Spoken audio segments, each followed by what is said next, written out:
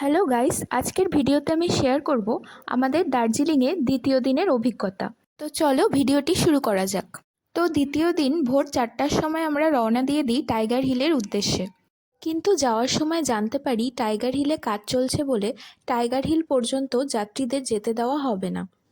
তাই টাইগার হিলে ওঠার আগে একটি জায়গায় দাঁড়িয়ে আমরা সবাই সানরাইজ দেখে নিলাম। এখানে কিন্তু অনেক ট্যুরিস্ট এসেছিলেন। সানরাইজ দেখা শেষ হলে আমরা চলে গেলাম ঘুম মনাস্ট্রির উদ্দেশ্যে।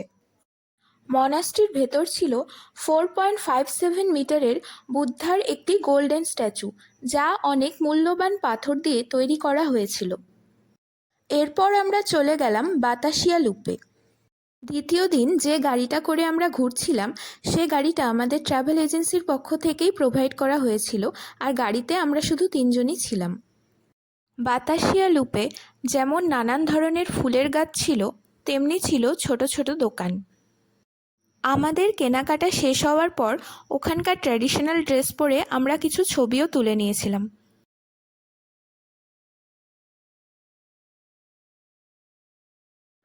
বাতাসিয়া লুপ হলো একটি স্পাইরাল রেলওয়ে ট্র্যাক, যার উপর দিয়ে টয় ট্রেন চলাচল করে থাকে।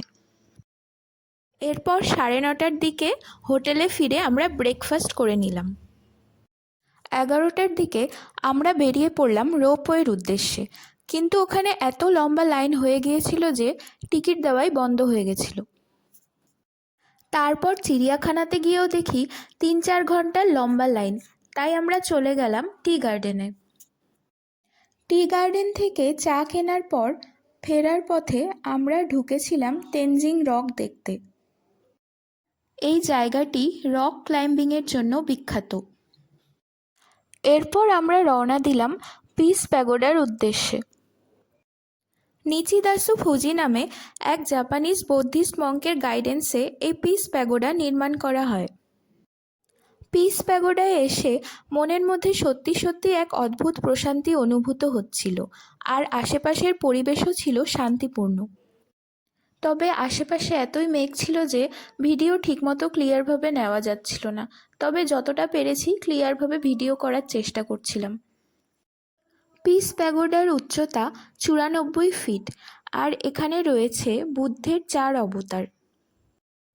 এটি যেমন চিত্তাকর্ষকভাবে নির্মিত, তেমনি এর চারিপাশটাও খুব সুন্দরভাবে সাজানো, আর দেয়াল জুড়ে রয়েছে অসাধারণ সব কারুকার্য।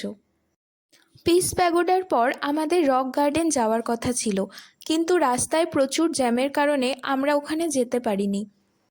আর পরের দিন সকালেই ছিল আমাদের ফিরে যাওয়া, কারণ আমার ছুটিও শেষ হয়ে গিয়েছিল। তাই ভাবলাম যে জায়গাগুলো দেখা হয়নি সেগুলি নেক্সট টাইম এসে দেখে যাব। তো আজকের মতো বাই বাই, দেখা হচ্ছে পরের ভিডিওতে।